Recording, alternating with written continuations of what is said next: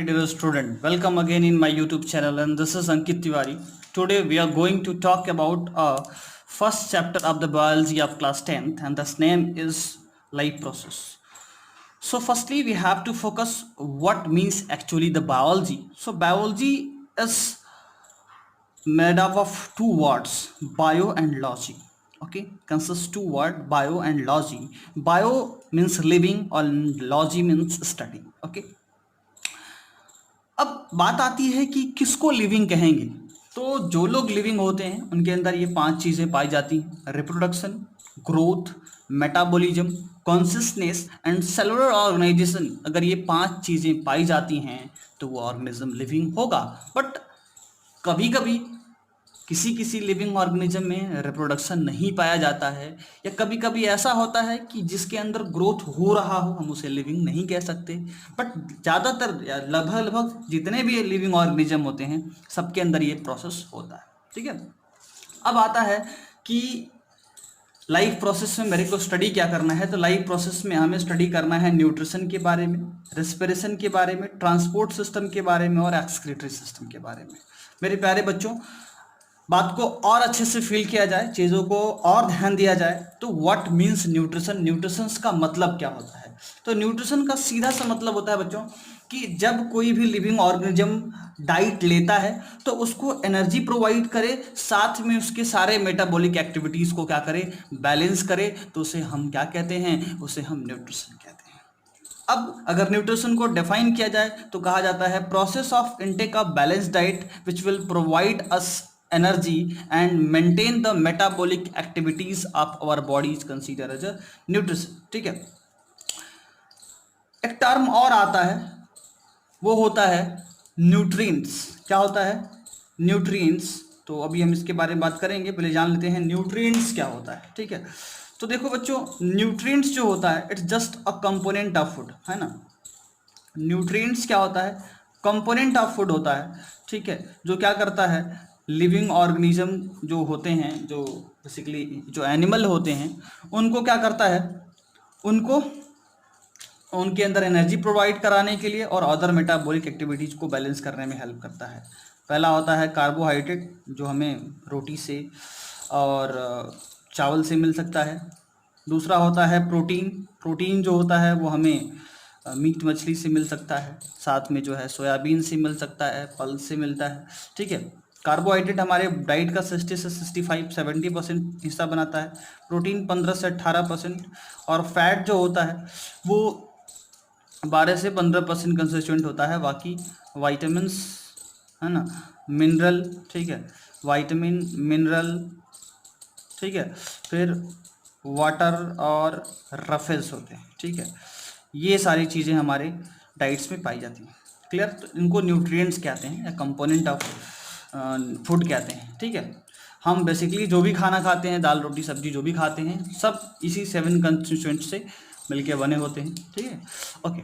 तो अब समझना है कि न्यूट्रिशन कितने तरीके का होता है। तो न्यूट्रिशन 2 तरह का होता है, एक ऑटोट्रॉपिक मोड ऑफ न्यूट्रिशन होता है और एक हेट्रोट्रॉपिक मोड ऑफ न्यूट्रिशन होता है। मेरे प्यारे बच्चों, अगर मैं ऑटोट्रॉपिक मोड ऑफ न्यूट्रिशन के बारे में बात करता हूँ तो ऑटोट्रॉपिक मोड ऑफ न्यूट्रिशन में फर्स्टली अर्थ के ऊपर इवोल्यूशनरी बेसिस पर स्टडी किया जाए तो पहले कीमो ऑटोट्रॉपिक लिविंग ऑर्गेनिज्म आया, जो केमिकल एनर्जी को तोड़ करके क्या करता था, केमिकल एनर्जी को तोड़ करके अपने एनर्जी के रिक्वायरमेंट को पूरा करता था। ठीक है, उसके बाद समय बीता, जमाना बदला और इवोल्यूशन हो करके फर्स्ट लिविंग ऑर्गेनिज्म आया जो फोटोसिंथेसिस करना लगा, यानी कि जो फोटो ऑटोट्रॉपिक हो गया, सनलाइट को लेकर के, सोलर एनर्जी को लेकर के, एनर्जी लेकर के भोजन बनाने लगा, उसे हम फोटो ऑटोट्रॉपिक कहते हैं। और उसका फर्स्ट जो फोटोट्रॉपिक लिविंग ऑर्गेनिज्म था उसका नाम था बीजीए, यानी ब्लू ग्रीन एल्गी। उसके पापा ने उसका नाम ब्लू ग्रीन एल्गी रखा, मम्मी और पापा में द्वंद्व युद्ध हुआ और उसका नाम रखा गया साइनोबैक्टीरिया। ठीक है, तो चलिए बात को आगे बढ़ाते हैं। और अगर बात फोटोसिंथेसिस की करें तो फोटोसिंथेसिस को डिफाइन किया जाए तो कहा जाता है the process by which plant make their own food by using water and carbon dioxide in the presence of sunlight and chlorophyll make glucose release oxygen and water here। मेरे प्यारे बच्चों, कभी कभी इस रिएक्शन को बच्चे बोलते हैं गलत है, ये बच्चों गलत नहीं है। होता क्या है, कुछ किताबों में यहाँ 12th जो वाटर लिखा है, 12 वाटर को हटा करके जो है यहाँ जो है आपको 6 वाटर लिख दिया जाए और यहाँ से वाटर हटा दिया जाए, तो परेशान होने की ज़रूरत नहीं है। इसको फोटोसिंथेसिस कहते हैं, ठीक है। अब थोड़ा सा समझा जाए, फोटोसिंथेसिस को थोड़ा रेडिकुलस और इजी बनाया जाए, तो आप घर में सब्जी बनाते होंगे, बिल्कुल बनाते होंगे। आप नहीं बनाते, आपकी मम्मी बनाती होंगी। कैसे बनता है आपको पता होगा। तो कैसे बनाते हैं? सब्जी बनाने के लिए कढ़ाई लेते हैं। चलिए मैं मान लेता हूँ कि क्लोरोफिल कढ़ाई है, फिर कढ़ाई रख देंगे तो सब्जी बन जाएगा? नहीं जी, उसको चूल्हा चाहिए, एनर्जी चाहिए। एनर्जी के लिए मान लीजिए सनलाइट इज़ अ गैस चूल्हा, जो कि जला दिया आपने। तो अब सब्जी डालते हैं। सब्जी के रूप में मान लीजिए आपने वाटर और कार्बन डाइऑक्साइड ले लिया है, तो कढ़ाई यानी कि जो है क्लोरोफिल नाम की कढ़ाई में आपने वाटर और कार्बन डाइऑक्साइड नाम की सब्जी डाली, और सनलाइट एक गैस चूल्हा है, पकता है, खाना बनेगा, तो सब्जी बन के तैयार होता है। मान लीजिए बन के तैयार हुआ वो सब्जी, जो भाप निकला वो ऑक्सीजन और वाटर। तो बड़ी आसानी से आप इसको याद कर सकते हैं। It's not a very tough thing. Okay, चलिए अब हम सीखते हैं हेट्रोट्रॉपिक मोड ऑफ न्यूट्रिशन के बारे में। तो मेरे प्यारे बच्चों, हेट्रोट्रॉपिक मोड ऑफ न्यूट्रिशन में कुल 4 तरह का मोड ऑफ न्यूट्रिशन मेरे को स्टडी करना होता है। पहले तो हेट्रोट्रॉपिक मोड ऑफ न्यूट्रिशन होता क्या है? तो ऐसा न्यूट्रिशन जिसमें लिविंग ऑर्गेनिज्म किसी दूसरे लिविंग ऑर्गेनिज्म के ऊपर फूड की आवश्यकता को पूरी करने के लिए, यानी कि रिक्वायरमेंट ऑफ फूड को क्या करने के लिए, कंप्लीट करने के लिए क्या करते हैं, किसी दूसरे ऑर्गेनिज्म के ऊपर डिपेंड होते हैं, उन्हें हम हेट्रोट्रॉपिक मोड ऑफ न्यूट्रिशन कहते हैं। अब हेट्रोट्रॉपिक मोड ऑफ न्यूट्रिशन में कुल 4 हो सकता है। पहला होता है सैप्रोट्रॉपिक, ठीक है। अब सैप्रोट्रॉपिक में 2 होता है, एक सैप्रोफिटिक, ठीक है, एक क्या होता है सैप्रोफिटिक, और एक होता है सैप्रोजोइक। सैप्रोजोइक का मतलब जो कि मरे हुए एनिमल के ऊपर अपना क्या करे, फूड की रिक्वायरमेंट को कंप्लीट करे। मरे हुए एनिमल के ऊपर डिपेंड होता है जो कि उसकी फूड की रिक्वायरमेंट को कंप्लीट करे, उसको सैप्रोजोइक कहते हैं। और जो मरे हुए प्लांट के ऊपर फूड की रिक्वायरमेंट को कंप्लीट करने के लिए डिपेंड होता है, उसको सैप्रोफिटिक कहते हैं। जैसे अर्थवर्म, अर्थवर्म क्या होता है, सैप्रोफिटिक होता है। और जो वल्चर होता है, गिद्ध होता है, वो क्या होता है, वो मरे हुए एनिमल के ऊपर अपनी फूड की रिक्वायरमेंट के लिए डिपेंड होता है। तो this is example of saprophytic living organism and this is example of saprozoic living organism. अब सैप्रोट्रॉपिक मोड ऑफ न्यूट्रिशन के बाद एक होता है सिम्बायोटिक, ठीक है। सिम्बायोटिक के अलावा एक होता है पैरासिटिक, ठीक है। अब व्हाट इज सिम्बायोटिक? सिम मतलब साथ साथ, बायोटिक मतलब रहना। इसमें 2 लिविंग ऑर्गेनिज्म साथ साथ रहते हैं। एक छोटा सा एग्जांपल हम इसका लाइकेंस लेके चलते हैं, जिसमें एल्गी और फंगाई दोनों साथ साथ रहते हैं, ठीक है।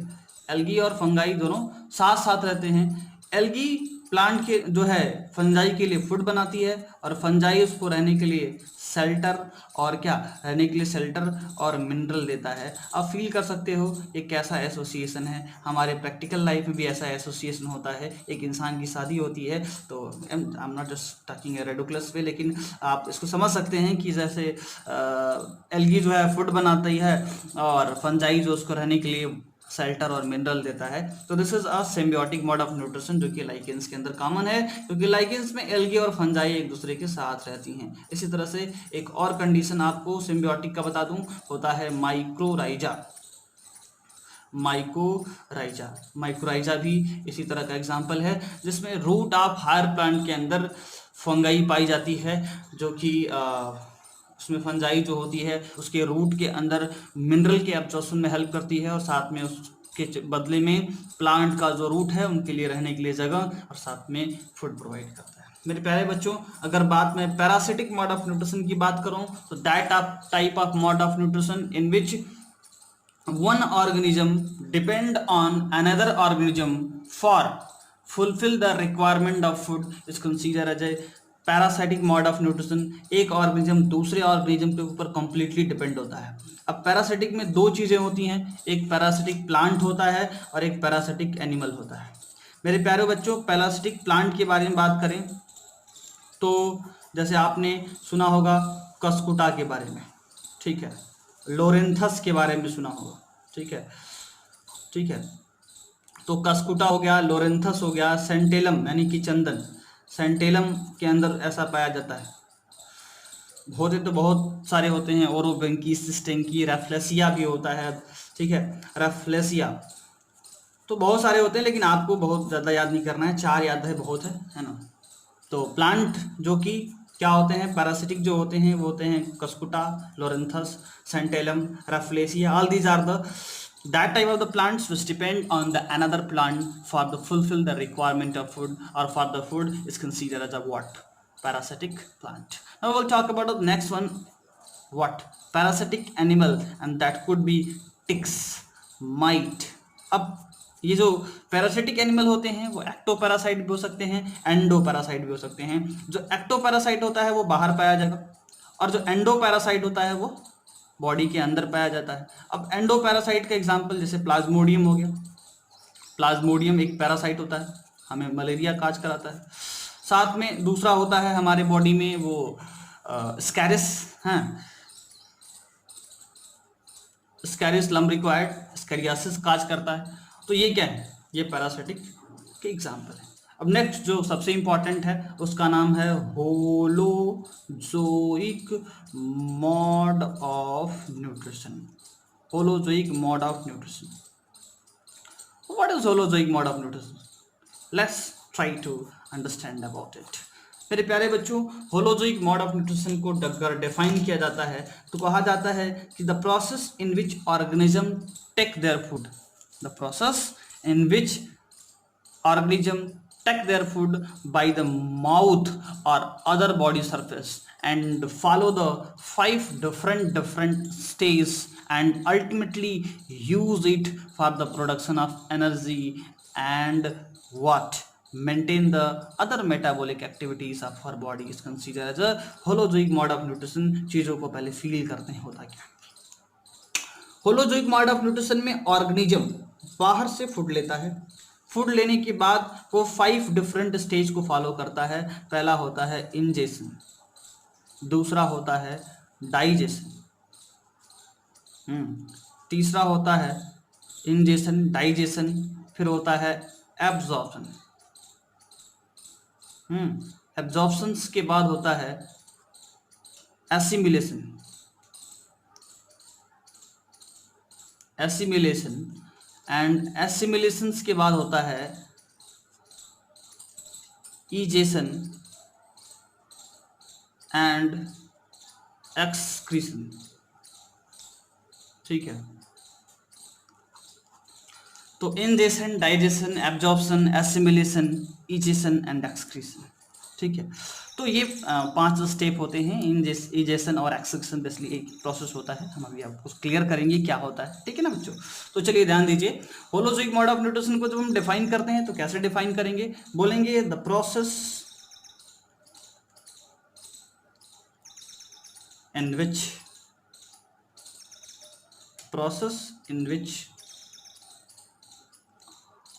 organism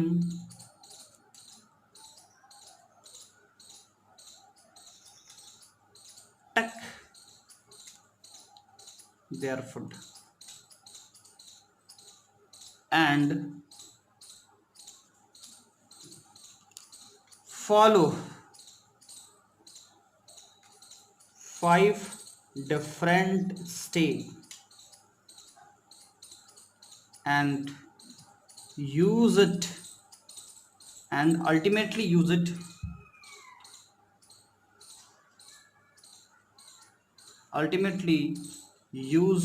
it for the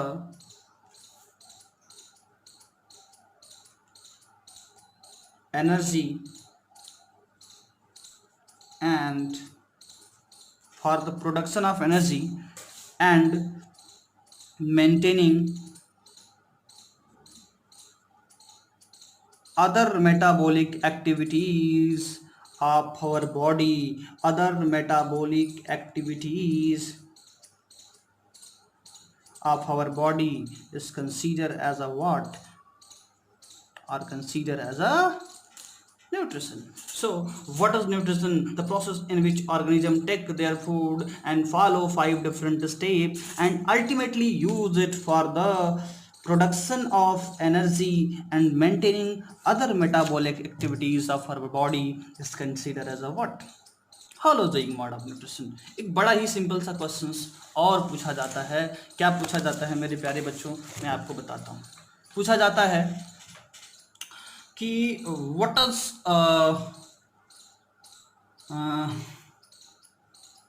alimentary canal.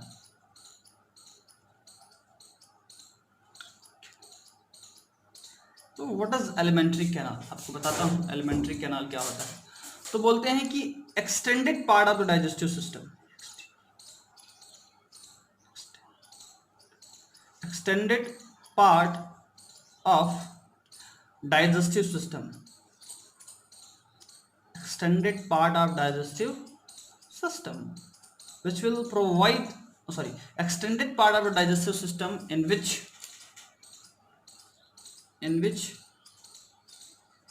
all the process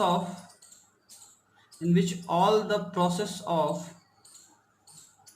holozoic mode of nutrition, in which all the process of holozoic mode of nutrition is completed is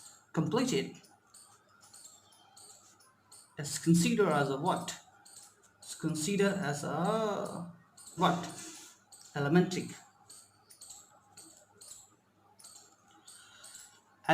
canal, elementary canal, ठीक है।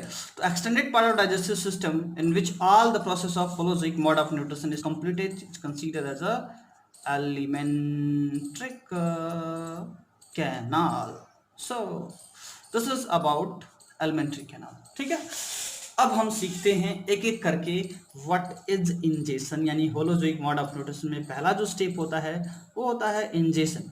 अब मेरे प्यारे बच्चों, process of intake of food को हम ingestion कहते हैं। जैसे ही खाना हमारे माउथ के अंदर जाता है, यानी फूड हमारे माउथ के अंदर जाता है, हमारे माउथ में भगवान ने अच्छे अच्छे दांत दे रखे हैं जो सफ़ेद कलर के होते हैं। अब आपको बता दें, उस दांत के ऊपर एक कवरिंग होती है, उसे हम इनेमल कहते हैं, and enamel is a hardest part of our teeth. तो हम टीथ के बारे में बात करेंगे। मेरे प्यारे बच्चों, आपको बता दें कि जब टीथ के अंदर pH 5 से कम होने लगता है तो टीथ जो है वो डीके होने लगता है। और डीके होने के पीछे रीज़न ये होता है कि जब हम खाना खाते हैं तो माउथ में बैक्टीरिया जो होता है वो उसको डिग्रेडेट करके एसिडिक पीएच बना लेता है। अब पीएच 5 से कम होता है तो जो इनेमल होता है वो उस इनेमल को वो रिएक्ट करते हैं, इनेमल पे रिएक्ट करता है, जिससे हमें टूथ डीके होने लगता है और डेंटल कैरीज हो जाती है। खैर बात की बात है, हम जब पैदा हुए थे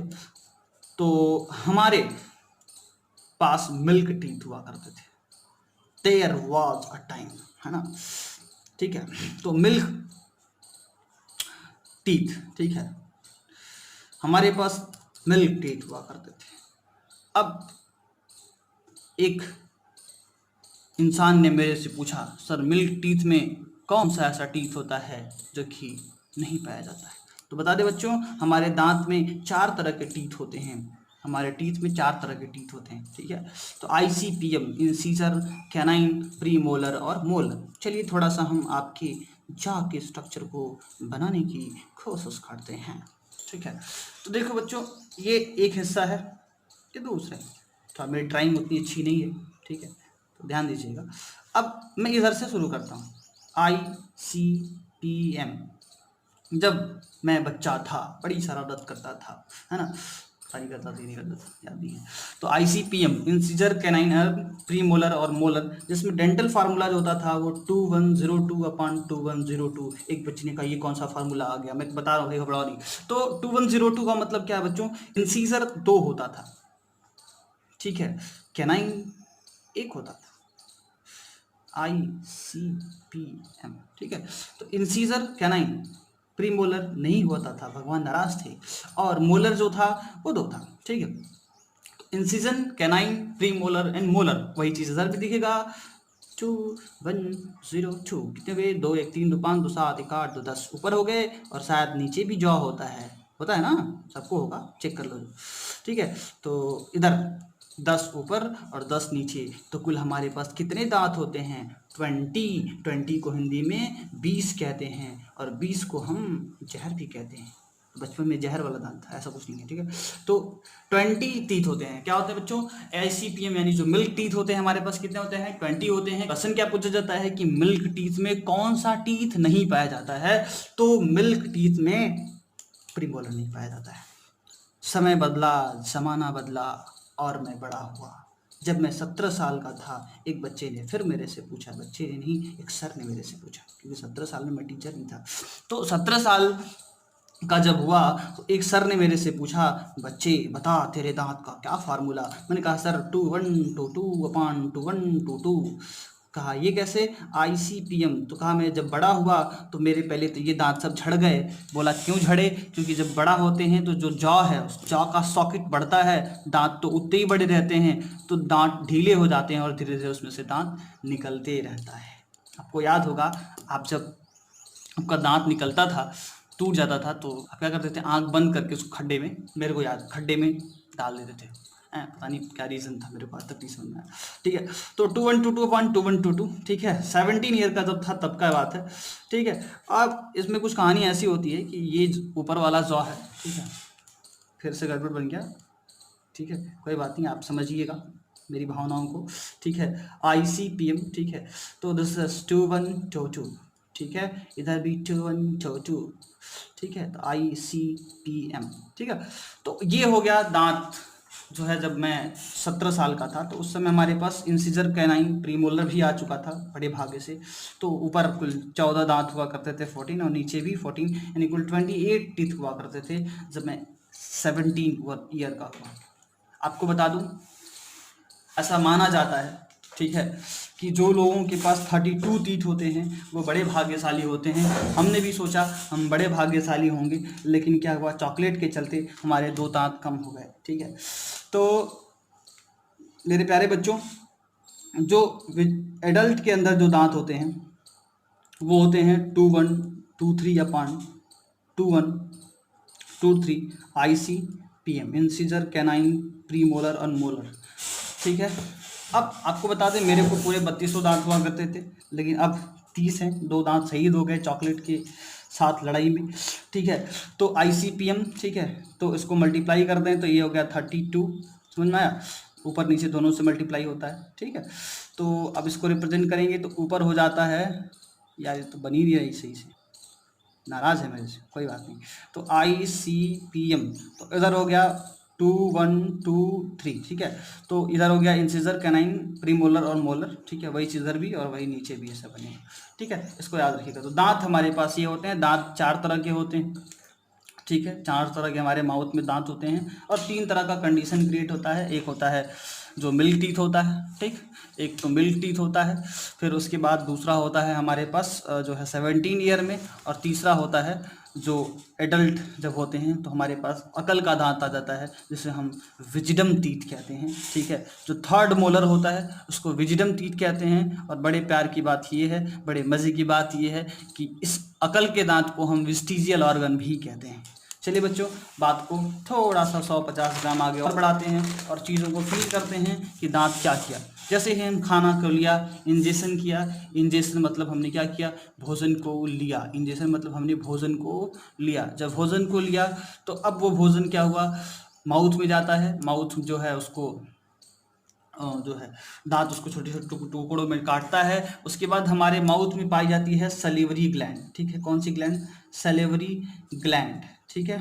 अब सलीवरी ग्लैंड से एक एंजाइम निकलता है, सलीवरी एमाइलेज, सलीवरी एमाइलेज, ठीक है, एमाइलेज, सलीवरी एमाइलेज, ठीक है। सलीवरी एमाइलेज क्या करता है, हमारे फूड के अंदर ये मिल जाता है। तो फूड के अंदर जब ये सलाइवा मिल जाता है तो food plus saliva, food plus saliva को बोलस कहते हैं, क्या कहते हैं, बोलस कहते हैं। और माउथ में अब जो है हमारा भोजन मिक्स हो चुका होता है और उसका वहीं से डाइजेशन स्टार्ट हो जाता है। मेरे प्यारे बच्चे, मेरी बातों को जान के आप आश्चर्यचकित मत होइएगा, 30% ऑफ द कार्बोहाइड्रेट का डाइजेशन माउथ में ही हो जाता है।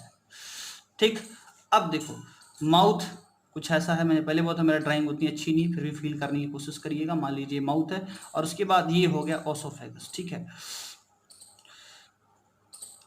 तो ओसोफेगस जो होता है, ओसोफेगस एक पाइप होती है, इसको जो है फूड पाइप कहते हैं। ठीक है, जिसमें किसी भी तरह का कोई भी डाइजेस्टिव एंजाइम नहीं निकलता है। ये फूड पाइप जा करके एक बड़े ही वैस्कुलर बैग लाइक स्ट्रक्चर में खुलता है, सुंदर सा बैग लाइक स्ट्रक्चर होता है। उस बैग लाइक स्ट्रक्चर को हमारे बायो की भाषा में स्टमक कहते हैं, नॉट स्टोमच। ठीक है, क्या कहते हैं? स्टमक कहते हैं। थोड़ा इसको और बढ़िया बनाते हैं, या ये बन गया।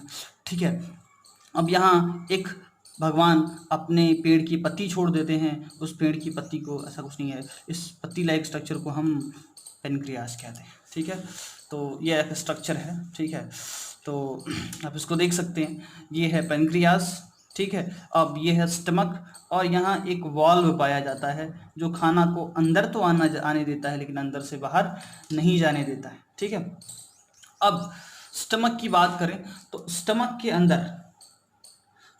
के अंदर प्रोटीन को डाइजेस्ट करने वाला भी एंजाइम पाया जाता है, लेकिन कार्बोहाइड्रेट को डाइजेस्ट करने वाला एंजाइम नहीं पाया जाता है। स्टमक के अंदर 3 तरह की सेल पाई जाती हैं। एक सेल से म्यूकस और बाइकार्बोनेट निकलता है, म्यूकस और बाइकार्बोनेट निकलता है। एक सेल से म्यूकस और बाइकार्बोनेट निकलता है। दूसरी सेल से pepsinogen plus prorennin, RENNIN, rennin निकलता है। और तीसरा जो होता है उससे निकलता है HCl और कैस्टेल इंट्रिंसिक फैक्टर। ठीक है, क्लियर? ये 3 तरह की सेल होती हैं। पहली सेल को म्यूकस सेल और दूसरी सेल को पेप्टिक सेल, चीफ सेल या जाइमोजेनिक सेल, और तीसरे को पेराइटल सेल या ऑक्जेंटिक सेल कहते हैं। इट्स बियॉन्ड योर लेवल, इसलिए बस खाली नाम बता दिया। पहली सेल को म्यूकस और नेक सेल, दूसरे को पेप्टिक सेल या चीफ सेल या जाइमोजेनिक सेल कहते हैं, और तीसरे को पेराइटल या ऑक्जेंटिक सेल कहते हैं। अब देखिए मेरे प्यारे प्यारे छोटे छोटे अच्छे बच्चों, जो HCl होता है उसका मेन काम होता है कि वो स्टमक में आते ही जितने भी बैक्टीरिया, वायरस या बेकार की चीज़ें हैं सबको मार दे। ठीक है, क्योंकि इसका pH 1.8 के आसपास होता है। मोर ऑफ हाइड्रोजन केमिस्ट्री में आपको पढ़ाया था मैंने। ठीक है, तो और ये कैस्टल इंट्रिंसिक फैक्टर जो होता है विटामिन B12 के एब्जॉर्प्शन में हेल्प करता है। सबसे बड़े मजे की बात, जो ये पेप्सिनोजेन और प्रोरेनिन देख रहे हैं, ये इनएक्टिव एंजाइम है, प्रोटीन डाइजेस्टिंग एंजाइम है। ठीक है, जो ये पेप्सिनोजेन देख रहे हैं ना, ये पेप्सिनोजेन जो होता है वो HCl के प्रेजेंस में कन्वर्ट हो जाता है पेप्सिन में और प्रोटीन का डाइजेशन स्टार्ट कर देता है। दूसरा होता है प्रोरेनिन। प्रोरेनिन जो होता है ना, वो भी HCl के प्रेजेंस में रेनिन में कन्वर्ट हो जाता है। ठीक है, और रेनिन में जब कन्वर्ट होता है ना तो मिल्क प्रोटीन को डाइजेस्ट करना शुरू कर देता है। ये ध्यान रखना। ठीक है, तो प्रोरेनिन जो होता है वो HCl के प्रेजेंस में रेनिन में कन्वर्ट हो जाता है, पेप्सिनोजेन पेप्सिन में कन्वर्ट हो जाता है। ठीक है, तो ये चीज़ आपको दिमाग में बैठा के रखनी है। ठीक, अब स्टमक में इतनी सारी बातें हो चुकी, स्टमक में बैक्टीरिया मारा गया, जितने भी फालतू चीज़ें पहुंची थी स्टमक में सारे मारे गए। साथ में स्टमक में प्रोटीन का डाइजेशन होता है, स्मॉल अमाउंट में फैट का डाइजेशन होता है, बहुत निग्लेक्जिबल अमाउंट में। पूछा जाता है कि विदाउट इमल्सिफिकेशन कहीं डाइजेशन होता है हमारे बॉडी में फैट का? तो जी, स्मॉल अमाउंट में फैट का डाइजेशन विदाउट इमल्सिफिकेशन होता है हमारे स्टमक में, बहुत स्मॉल अमाउंट में, बहुत है स्मॉल अमाउंट में भाई। हाँ, और माउथ में जो है वो 30% कार्बोहाइड्रेट का डाइजेशन हो जाता है। अब जब हम आते हैं इंटेस्टाइन में, कहाँ आते हैं? इंटेस्टाइन। तो इंटेस्टाइन जो होता है, इंटेस्टाइन का 2 पार्ट होता है। एक वो होता है स्मॉल इंटेस्टाइन और एक होता है लार्ज इंटेस्टाइन। हमारे प्यारे प्यारे अच्छे बच्चों, स्मॉल इंटेस्टाइन को 3 भागों में बांटा जाता है, DJE, मतलब डाउडेनम, जुजेनम और इलियम। और लार्ज इंटेस्टाइन जो होता है वो सीकम, कोलोन और रेक्टम होते हैं। ठीक है, इनके बारे में हम चर्चा अगले वीडियो में करेंगे, लेकिन अभी थोड़ा बहुत पहले बात कर लेते हैं। ठीक है, तो स्मॉल इंटेस्टाइन में डाउडेनम, जुजेनम और इलियम होता है। और इधर ये जो देख रहे हैं आप फोटो में, इनका नाम है पेनक्रियाज। ठीक है, पेनक्रियाज भाई साहब हैं। ये एक तरह की मिक्स ग्लैंड है। कैसी ग्लैंड होती है? Mix gland. और मिक्स ग्लैंड जो होता है उससे हार्मोन और एंजाइम निकलता है। ये कैसी ग्लैंड होती है जिससे हार्मोन और एंजाइम दोनों निकलता है। ठीक है, अब पेनक्रियाज के बारे में थोड़ा सा जान लेते हैं। पेनक्रियाज से जो एंजाइम निकलता है उसका नाम होता है TC पाल नारायण। ये एंजाइम निकलते हैं पेनक्रियाज से, मतलब ट्रिप्सिनोजेन। ठीक है, ट्रिप्सिनोजेन, काइमोट्रिप्सिनोजेन,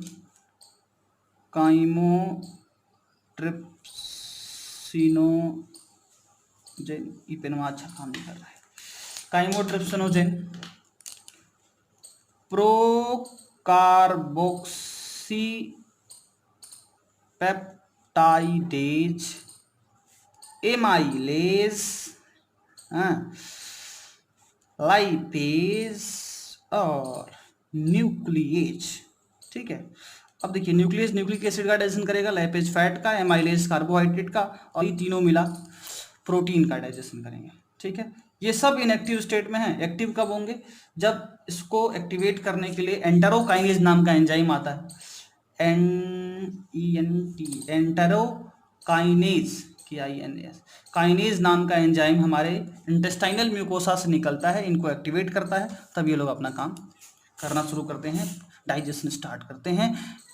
जो पेनक्रियाज है उससे कंप्लीट डाइजेस्टिव एंजाइम निकलते हैं। तो this is a complete digestive enzyme. ठीक है, तो चलिए फिर मिलेंगे एक नई दिशा, नए जोशो जुनून और एक नई शुरुआत के साथ नेक्स्ट वीडियो में। तब तक के लिए धन्यवाद।